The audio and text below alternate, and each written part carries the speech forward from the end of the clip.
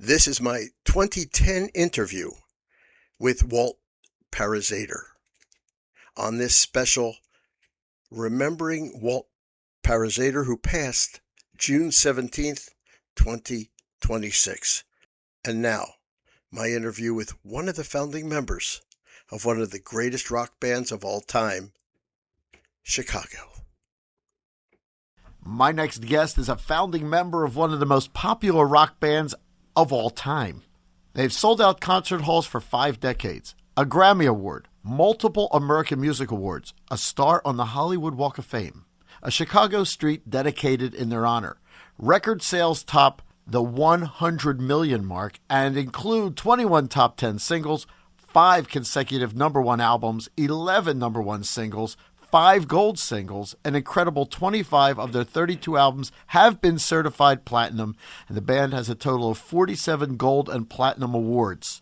There aren't many bands that can boast all of that. I have Walt Parazaider from Chicago here on AC Plugged In. Welcome to News Talk 1400 WOND. Well, I got to tell you, Mark, are you sure that's us? All that stuff. It's a pleasure to be talking to you, Mark, and it's a pleasure to be anywhere 43 years later. And one thing that I have to share with you and your listeners is that we've been fortunate, thanks to all of you, to have a job for 43 straight years, and we're doing it again. This year started a spring tour, and that's where we are right now. And it's all thanks to the folks out there. Everything that you read was made possible by all the nice people. And 5 decades of amazing music.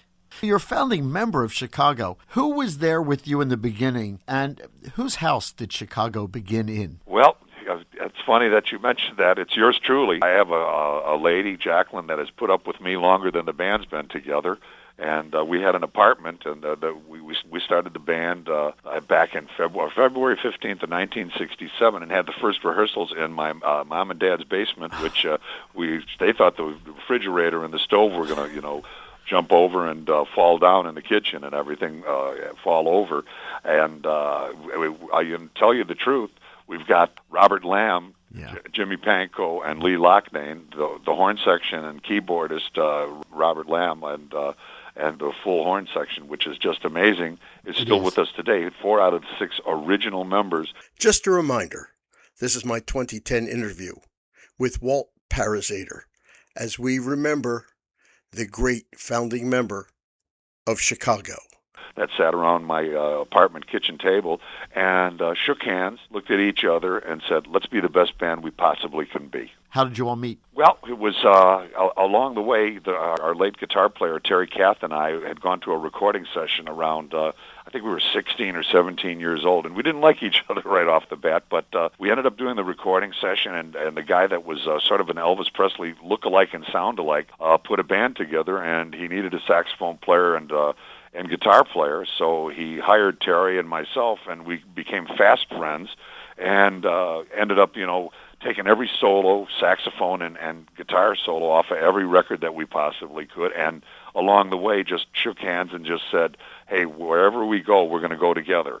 And we went through about 3 or 4 bands together. Dick Clark's touring band that had backed up the Shirelles, and Tom Jones when he had one hit, and other bands like that, and just had a ball until we ran into Lee Loughnane, who was in another band in Chicago, who'd come and sit in, and he was a trumpet player.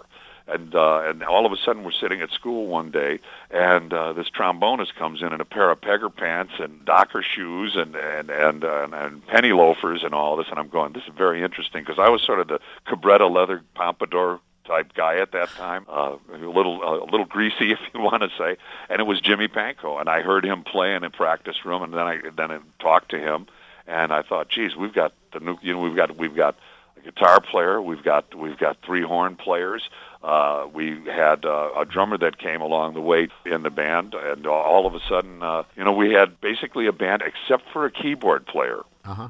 And I think I went on the north side.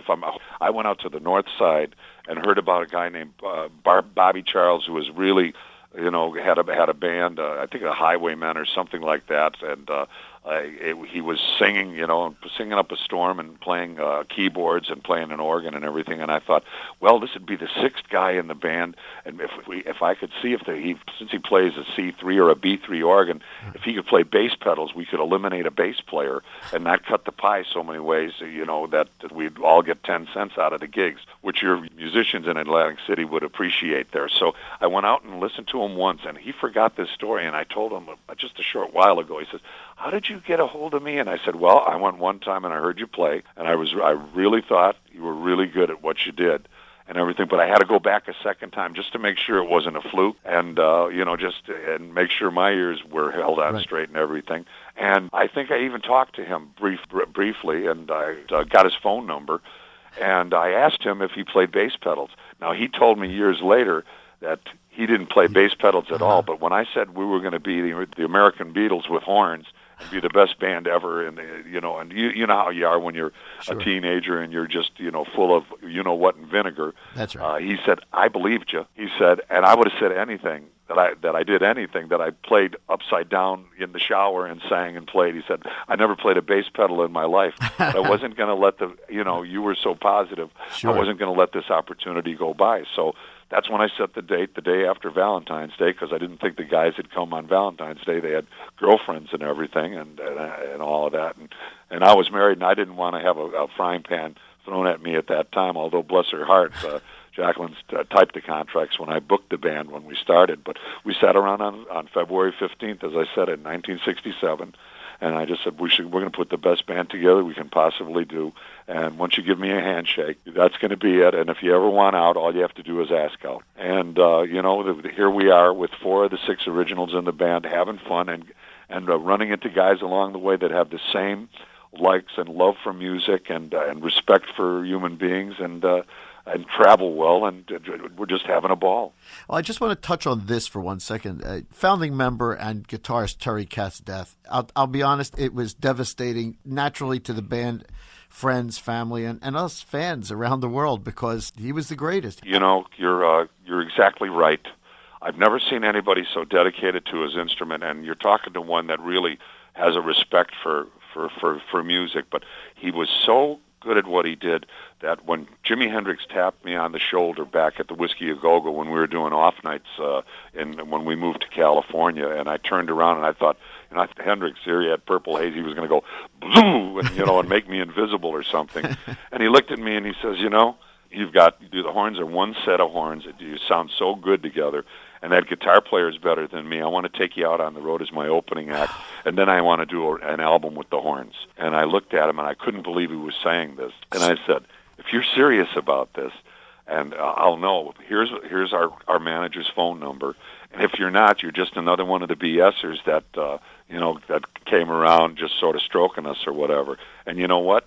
He called the manager the next day. We did go on the road with Jimi Hendrix and open for him. And here we are, a bar band, playing in front of 20,000 people each night, and got to hear him play. And he just was amazing when he said that about Terry. And the unfortunate thing is, we had a relationship there with Jimmy. He was a friend, and the Horns never got a chance to do that album because he passed early, as did Terry. So, Terry, I think there'd be a lot of people that would agree in your audience, and you have musicians that was a great loss musically, and was a loss to a brother in a band that we thought maybe that was the way the band should end, losing an original member, and maybe we should stop there. And then later on, people in the business, from Doc Severinsen to other musicians, said, you owe it to all of us and to the memory of Terry. He would have wanted you to go on, that you should go on and make some more music. You owe it to all of us. And, in your recordings, he does live on. When you're listening to CTA, the albums he's on, he's remembered.